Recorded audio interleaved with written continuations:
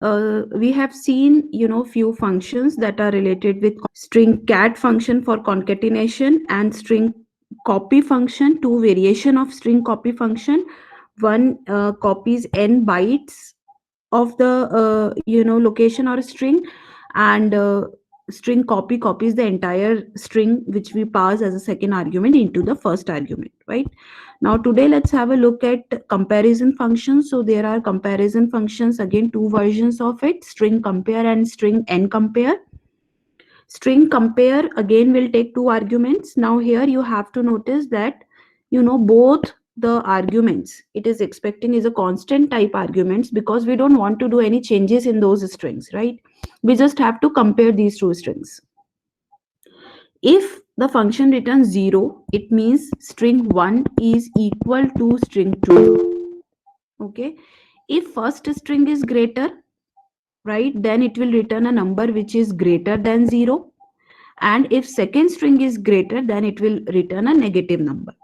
Okay, so depending upon whether the output of this function is, so the output is integer type. If it is 0, means both the strings are equal. If 1 is greater, and I mean the first is greater, then it will return a positive number. If the second is greater, then it will return a negative number. Same for string n compare, but it will compare only up to n characters, right?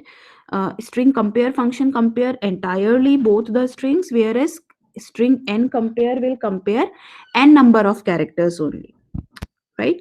So let's see the example of this. Now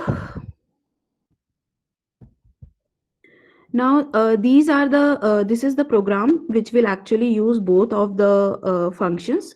So we have three strings, s1, s2 and s3. Okay, s1 is happy new year, s2 is happy new year, and s3 is happy holidays. Okay, so we have initialized these three strings. Now what we are doing is we are comparing. So when we compare s1 and s2, okay, so s1 and s2 are equal, so string compare function will return 0 in this case. Happy new year and happy holidays, right, which is greater than the other? So actually how this function will work, this function will work on the ASCII code of the alphabets, right? So depending upon the ASCII values, it will actually compare that which string is greater than which string, right? So if you see the output for the first result, s1 and s2, right, 0 will come because both the strings are equal. For s1 and s3, so if you see till this space both strings are equal, okay, then it will compare n with h, right? Now which string is greater? N is greater because n is coming later in the alphabetical order, so it is having a higher number. Okay, and therefore it will return +1. So +1 is returned if string first is greater than string second. Okay, and in the third case, when if we compare it in the opposite direction, then s3 is smaller than s1, right? Therefore it will return -1. So these are the three possible values of string compare function. When we write string n compare, we have to mention one more argument, how many strings you have to compare. Okay, how many characters, up to how many characters you have to do the comparison, and based on that you will get positive or negative number.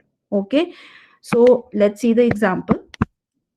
When we compare s1 and s3, till 6 digits, 5 plus this space, till 6 characters, both the strings are same, right?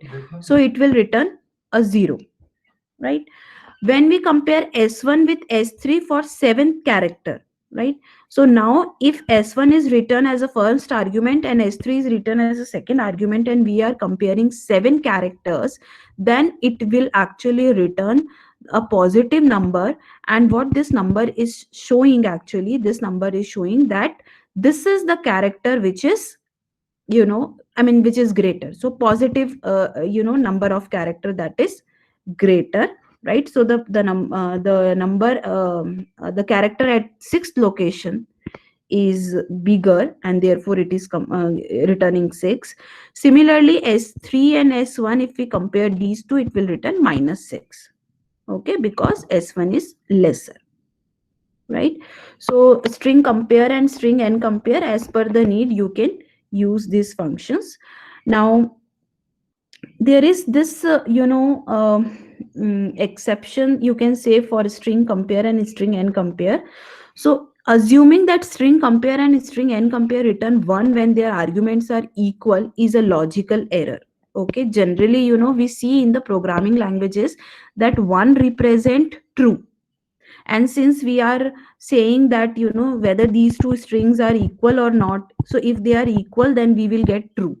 If you think in that manner, especially in case of string compare and string n compare, then this is a logical error, because this is the only case where if the strings are equal, right, the output is 0, it will return 0.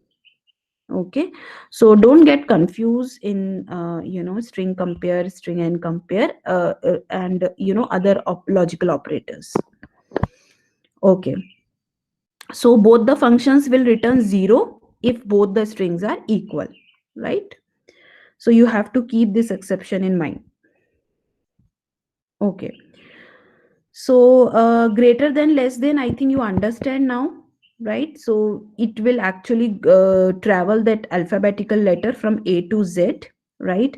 So since Z is 26th letter of the alphabet, so it is having a higher number, a higher position actually, right? So that number is considered greater. Okay, so these numeric codes are called ASCII codes that we have already looked at. Now let's see search function in the string. So for searching, we are having string cspan and string span, functions, which will actually search for some character in this given string. And then we will see one more function, which is string tokenizer, which will actually divide the entire string into small parts, right? So let's have a look at all these functions. Let's see at string char function. Now all these function, again and again I am repeating, all these functions are part of string.h library. Okay, so whenever you are using this string related functions, you have to include this library, right? String cat, string copy, string compare, string char, all these are parts of string library. Okay, so now let's see one by one all these functions. So what string char will do, string char will search for character in the string. Okay, it will actually search for the first occurrence of the character. Okay, so if suppose this string is given, this is a test. Okay, and we have to search for the first occurrence of A, suppose, right? So it will actually return this number. Now, I mean this location. This is the first occurrence of A. If if somebody will give a number which is not in the string, then the value, the return type is null. Okay, it will return null. So if the character is found, string char will return the pointer to that location, that character, first occurrence of that character. If that character is not found, then it will return null. Okay, so let's see the program. We are having this string, this is a set, and there are two characters that we will search. So first we will call string char function along with character 1, that is A.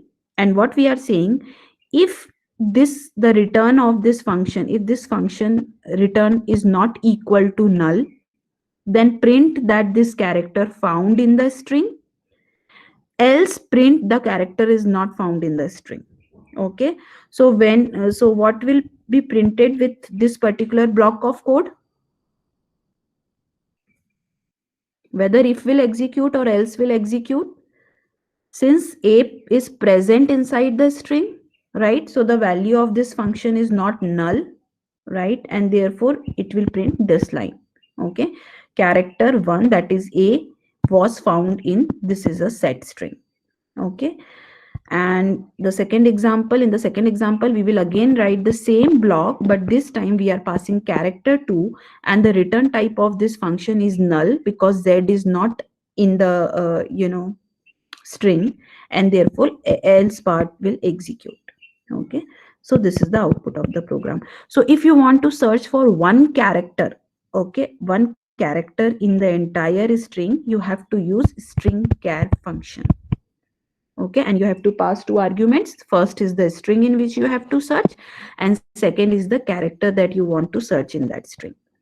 Now if, okay, so there is one more function, let's see that first actually. Yes,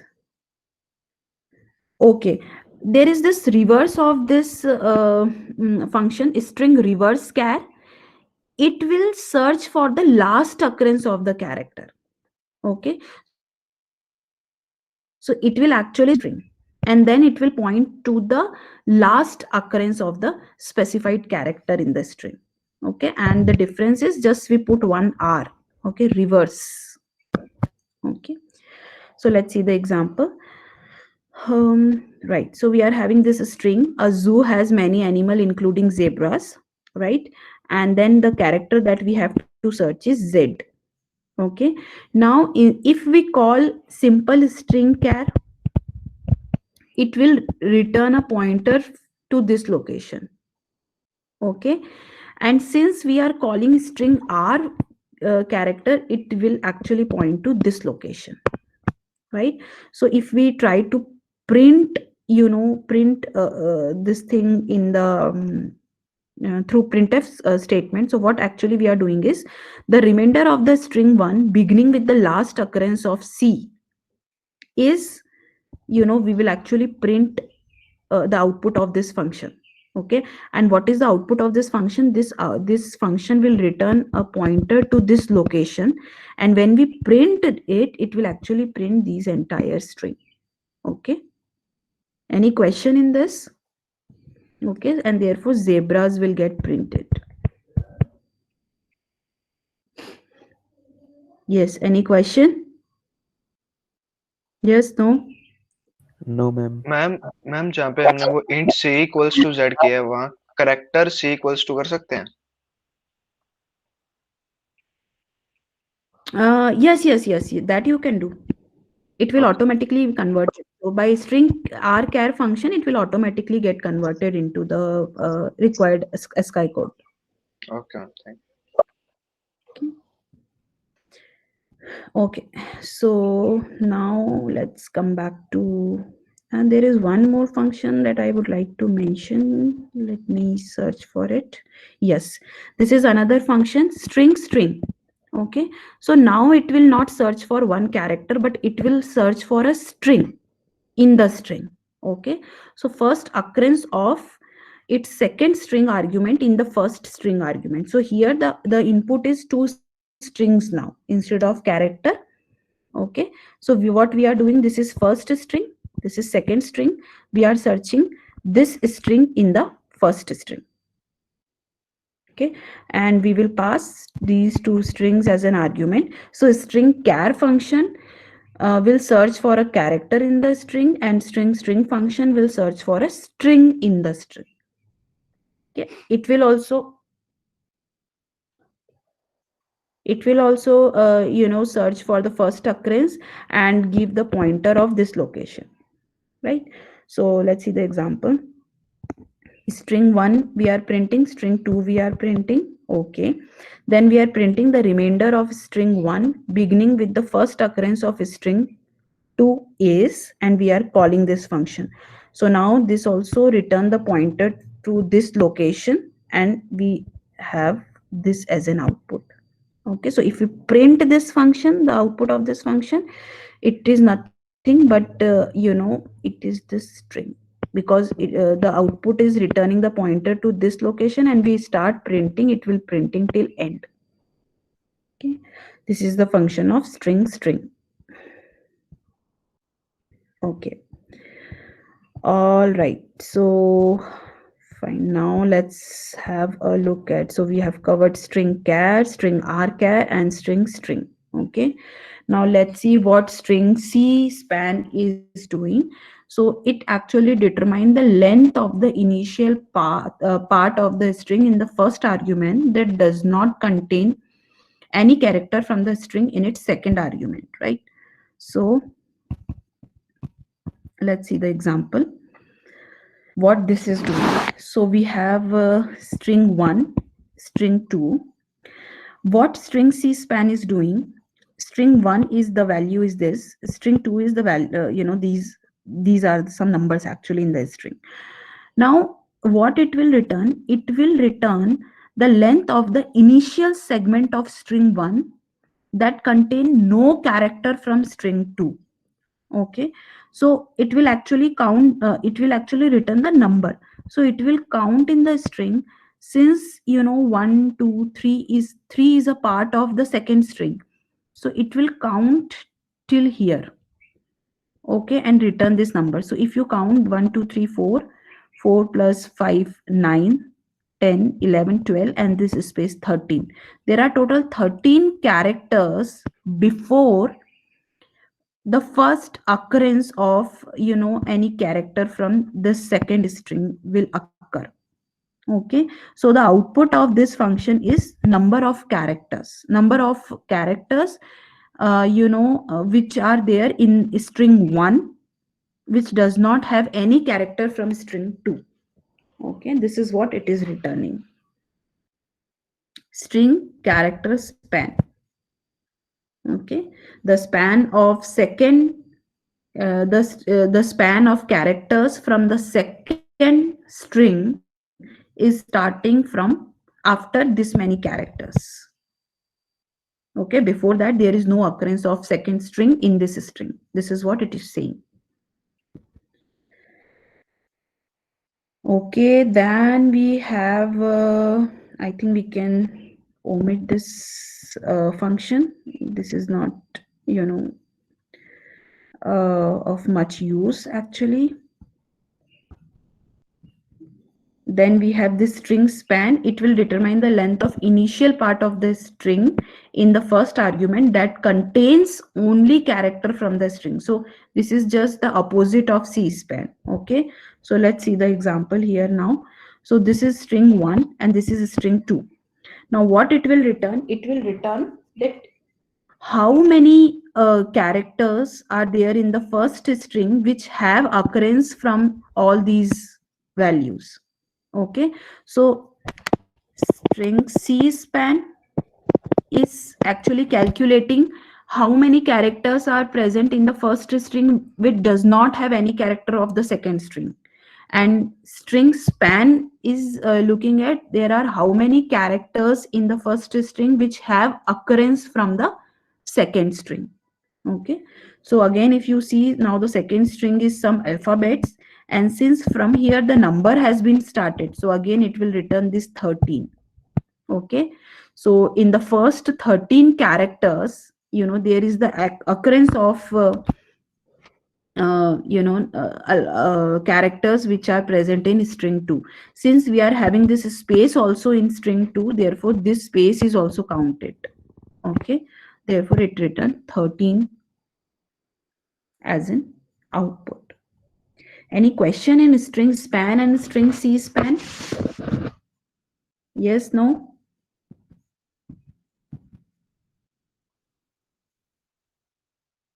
Is it clear what actually this function is doing?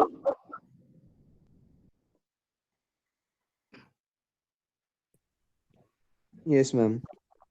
Okay. Okay, now let's look at another function, which is a tokenizer function. So this is an important function, and people use this function a lot. It actually helps us to tokenize the entire string into parts, right? So string tokenizer function is used to break a string into series of tokens. Now, what are these tokens? These tokens are sequence of character or substring which is separated by delimiters. Okay, so when we write string token function, we also mention that what is the delimiter using which we have to tokenize the string. Okay, so let's see the example.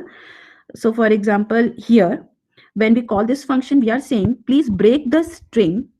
Okay, and the delimiter is space.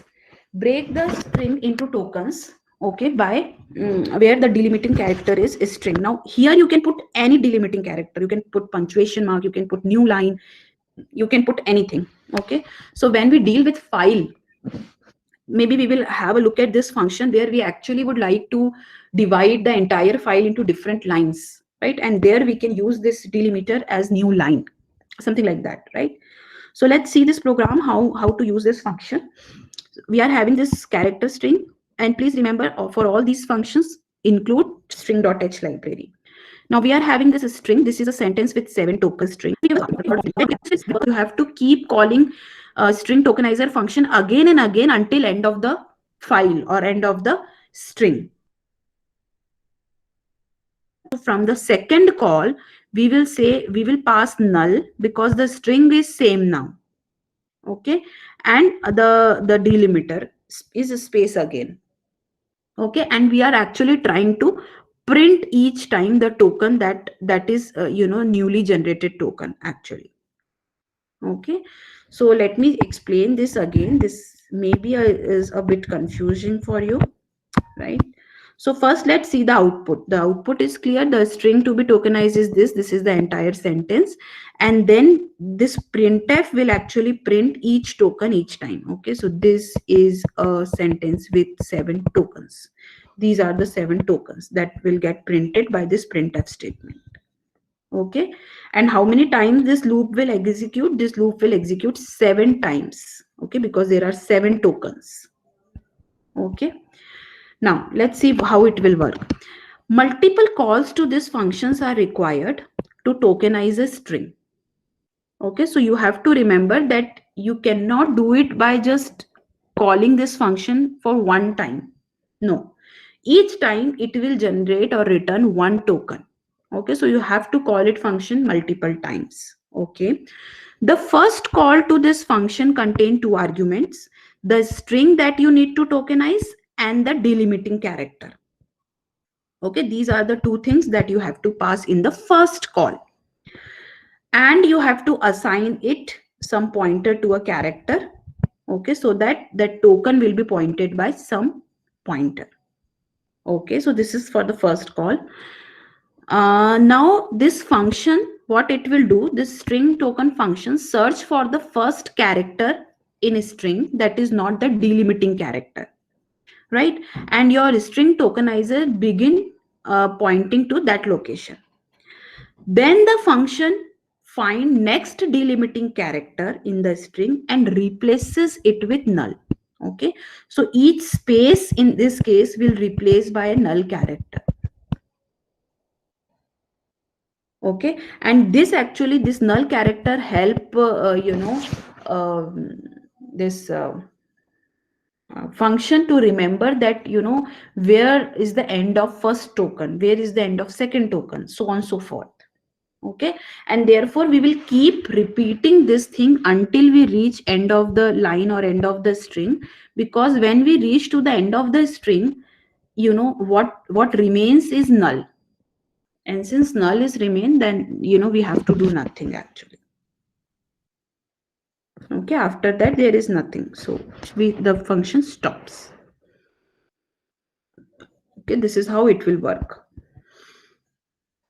So subsequent string call in line 21 continue tokenizing the string. This calls contain null as their first argument. Null argument indicates that the call to string tokenizer function should continue tokenizing from the location in the string saved by last call. ठीक है, वहीं से हमें continue करना है. No need to go again back to the first location of the string. You have to keep the things continue from the last call of the string tokenizer function.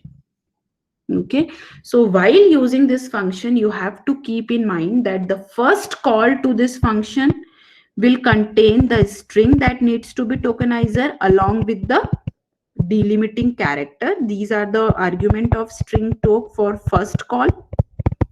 Okay, whereas from all the other subsequent call, instead of this argument you have to keep null, and this null argument indicates that you have to keep continue from the last call. Okay, now let me again go to this program, and now let me again explain you. So what happened, this is the first call. to the function, and this is the state after first call. A sentence with so on and so forth. Okay, so this is what happened after first call. Instead of this space, null character has been placed.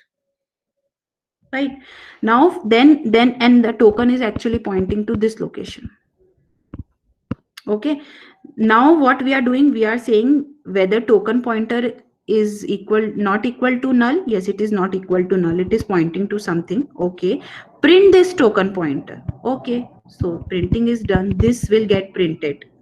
Okay, now this is the second call. Now we are saying token pointer, please point to whatever written by this call. Now what this call is written, it will see, okay, this is the null argument, I have to keep continue after this null character. So token pointer start pointing here. Okay, instead of this, now token pointer start pointing here, and it will find the space again and put a null character here. Right, again we will go to while loop where the token pointer is not equal to null. Yes, it is not equal to null. We will come and print the value of token pointer. The value is. Again, now we are saying token pointer, please start pointing to next token. Next token is after this. Okay, it will put null here, so on and so forth. Okay, this is how string talk function will work. And please remember one thing, one important note to be noticed here is we are actually making changes in this string.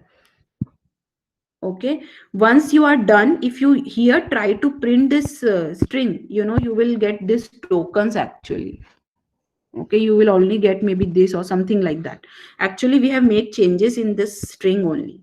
Okay, so yes, this function does not use any constant type pointers. It will actually change the actual string. Any question in this? Ma'am, can you go to the ma'am waiting? Go to Ma'am, just 1 minute. Next, ma'am, can you go to the next slide? the program slide. No, no. The theory slide means where the explanation is given. There are many slides, so you have to tell me where I Ma'am, will this stop. one, this Okay, yes. one. Ma'am, previous. Ma'am, in the last point, ma'am, is it using two pointers? No, function string token saves a pointer to the next character following the token in string and return a pointer to the current token. Okay, so it is using same pointer, but one value it is returning and second value it is pointing to. Okay, understood. Okay. Thank you, ma'am. Yeah. Okay, so I think yes, that's it for this. But just remember one thing, that this function modify the input string. Okay, it places this character by at the end of each token. Okay, so if you require this string anymore, please make a copy of it beforehand. Right? Okay. So these are the functions which are actually related with string manipulations. Now let's see some functions which are related with memory functions, or which actually deals with the memory of the string, right? So now the string handling library function presented in this section actually will compare and search blocks of memory. Now we are not working on some string or integer or something like that. Now we will talk something that is more generalized. Okay, now we will refer each thing to object. That object could be a string, it could be integer, it could be array, it could be structure, it could be any object which are possible in C. Right, so we will now see some functions which are general functions and which are actually used to manipulate any type of object in C.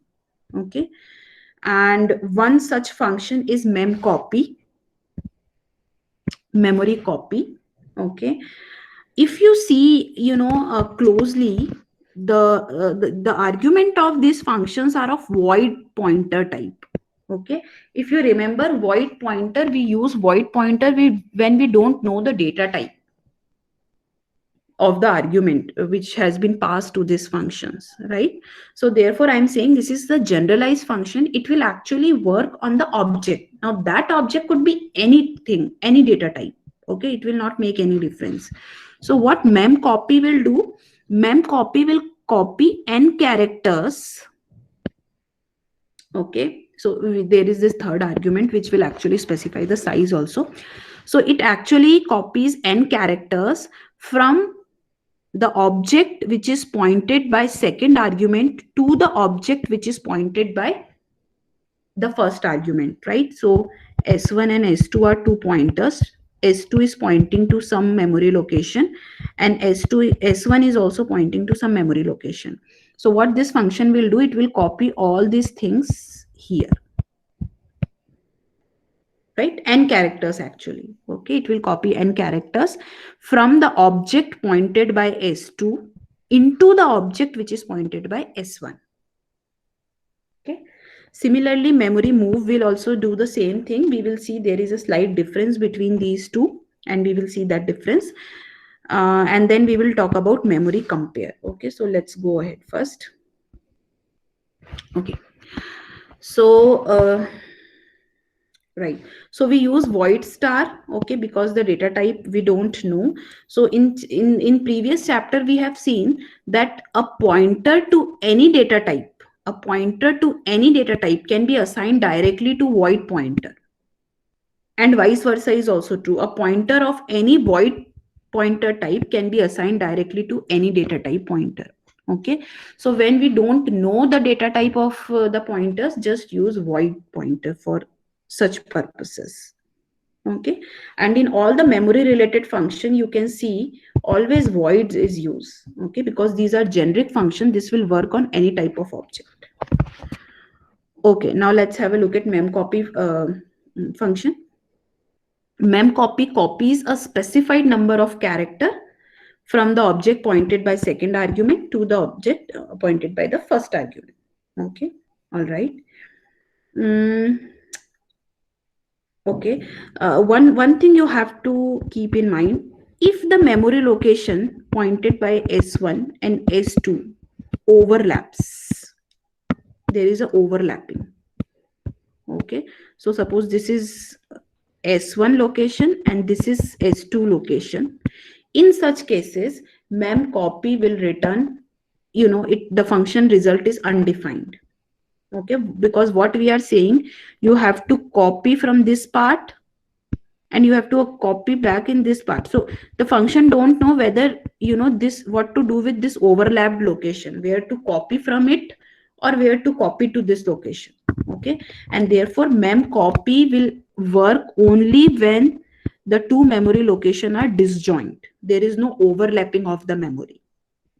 Okay, at that time only we use mem copy function. Mem copy is efficient than string copy. String copy will copy only strings, whereas mem copy can be used to copy any data type. Okay, so we will see it for string for now. Okay, so in this case we are having two strings s1 and s2. Okay, s1 is pointing to a character array of 17, whatever. Okay, just count it, these are 17 spaces. And then there is s2 which is pointing to some character, copy this string. Okay, now what we have to do,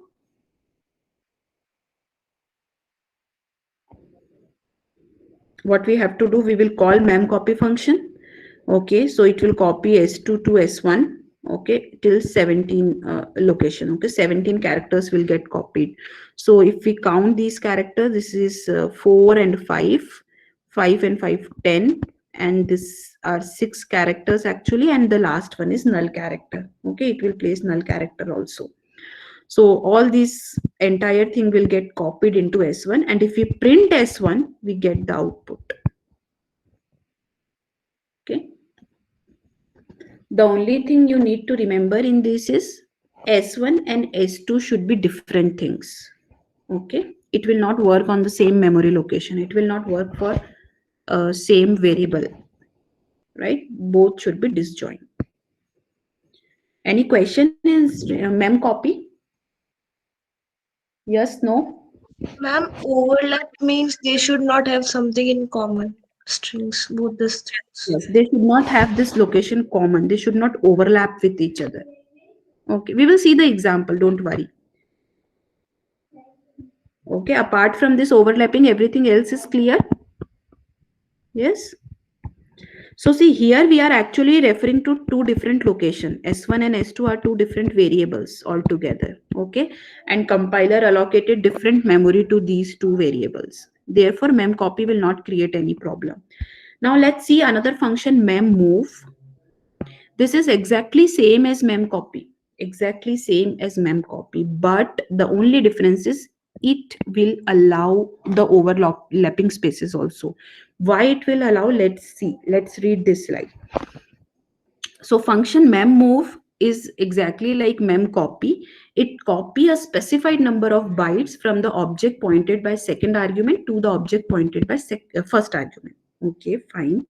Now, how this copying is performed? Let's see in detail. This is how the copy is performed. The copying is performed. So the bytes were first copied to a temporary character array. Okay, so what mem move will do actually, mem move will copy. So I have to copy this thing, right? S2, I have to copy this thing. Now this entire thing will get copied into some temporary array. Okay, and then the function work like that. This temporary array data from temporary array will get copied here. This is how it will work. Okay, and therefore for overlapping, if there is some overlapping now, then also it will allow the copying, because for the first phase of execution of this function, it will just copy the entire thing into a temporary array, and then it will find the location and copy entire thing there. Okay, so it doesn't matter whether the things are overlapping or not. This is the only difference between mem copy and mem move. Okay, that there is a difference of implementation. Mem copy will directly copy from this location to this location, therefore overlapping of location should not be allowed, right?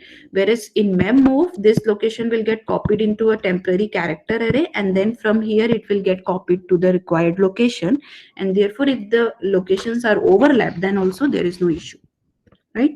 So let's see the example. Yeah. So here what we are doing, see, we are having only one string now, and we will manipulate, copy this string into this string only. Okay, this is how we can create some sort of overlapping space. So let me just draw it for you.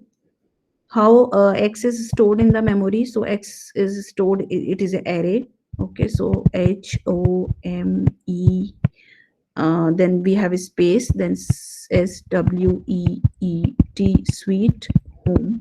Okay, in array this is location 0 1 2 3, sorry, yes, 4 5 6 7 8 9 10 for space, 11 12 13 and 14, right? And there is this null character. All right, so this is how x is stored in the memory, right?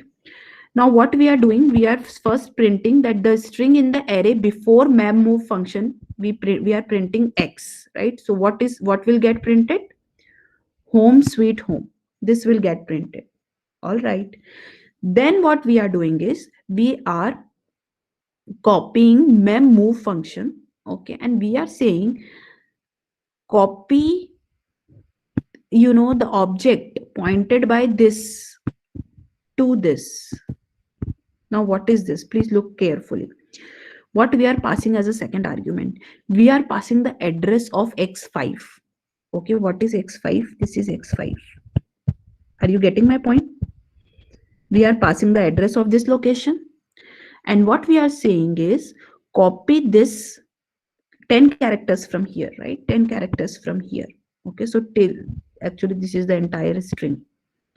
So copy this 10 characters. Okay, maybe we can count 10 characters. I think null character may not be included. So 1 2 3 4 5 6 7 8 9 10. Yes, till here. Copy these 10 characters to x. Now what is x? X is nothing but x0, right? So what it will do is it will copy from here. So first this will get copied into some temporary array, and then that thing will get copied here. Okay, so this is replaced by S.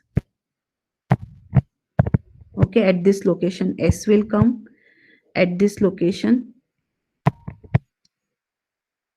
W will come. E, E, T, right? Then we have this space, right? So this will get replaced by space. Then we have home, H, O, M, E. That's it. We are done. Okay. So what is the value? Sweet home, home. Okay. This is the value. Now, is it clear what I mean by overlapping location? Yes, no? Yes, ma'am. Yes, ma'am. So when you have to work with same variable, something like that, then you can use Mem Move. Otherwise, you can use Mem Copy. Okay. All right. Now let's have a look at Mem Compare function. So what it will do, it will compare to, number of, so here also we will specify number of characters. So it will compare that number of characters of the first argument with corresponding characters pointed by second argument. If both are equal, it will return 0. If the first one is greater, it will return a positive number. If the second is greater, it will return a negative number. Okay, it is same like string compare function, right? So we are having this mem copy. So we are having now two strings S1 and S2, right? So in the first case, we are comparing only 4 characters of S1 and S2. So if we compare 4 characters S1 and S2, the output is 0. Both are same. If we compare 7 characters S1 and S2, okay, so if we compare 7 characters, then obviously, yeah, the second one is greater, okay, and therefore it is written -1. And when we reverse the order of the argument, it will return +1. Okay, so it is same as string compare. It is also compare two things, but you know the advantage of using mem compare is it is not necessary to use it only for strings. It is a generic function. Again, it will compare any objects which are pointed by these two arguments which are passed.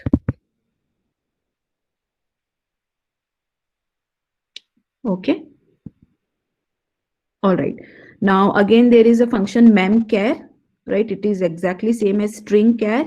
It will copy, it will search for this character, first occurrence of the character in the memory. Right now in the string, instead of a string, we are saying in the memory it will search, right? And everything is same. So if we found that character in the in the memory, then the pointer to that location will be returned. If that character is not present, then null is returned. Okay, null pointer is returned. Let's see the example, simple example. So we are having this string. Again, we are looking the example for a string, but you can use it any data type here. Okay. So we are just printing it, the things. So we have to search R in this, and then we have to print, everything. We will actually print the output of this. Okay, so what it will just search for the first occurrence. This is the first occurrence, so the pointer from to this location is returned, and if we print it, it will actually print entire thing, the remaining thing from this location. Okay, I hope this is clear. Mem set we can omit. Okay, now there are two more functions in this library that are of a little importance to you, right? So let's cover these two functions, string error and string length. String error is a very simple function. What it will do actually, it will map error number. So what we will pass whenever we write string error function, we will pass a number, some number 0, 1, 2, some number. Okay, it will map this number into the full text string in the compiler and local specify manner, right? So for each number, there is a error message which is associated. Okay, so if you see the manual of this error function, you will see that, you know, if the return error is 0, it means that the program you know, executed successfully. If the error message is 1, it is something like that. If the error message number is 2, this is the message. Okay, so what string error will do, whatever number you pass as an argument, it will return the message which is corresponding to that error number. Okay, this is what it is doing. And string length, as it is clear by its name, it will determine the length of the string. Okay, the number of character preceding the terminating null character. So let's see the use of both of this. String error, there is a simple function. In the main function, we print error 2. What is the message of number 2? Okay, the message is no such file or directory.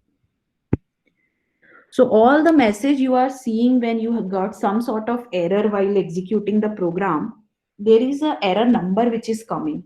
Okay, if you call this function a simple function with this error, with that particular number, you will get its respective error message, description of the error. Okay, so this is used when you have to make a professional program, you know, you have to print proper messages, etc. String length will just take a string as an argument, and it will return the number of characters which are present in that string. Okay, so this is the example. We are having these 3 strings, string 1, string 2, string 3, and we are finding the length of this string, right? So length of characters present in first string is 26. It is from A to Z actually. String 4 is 4, right? And this is 6. So string length will return number of characters present in the string. Now please note that it will not count the null character. Okay.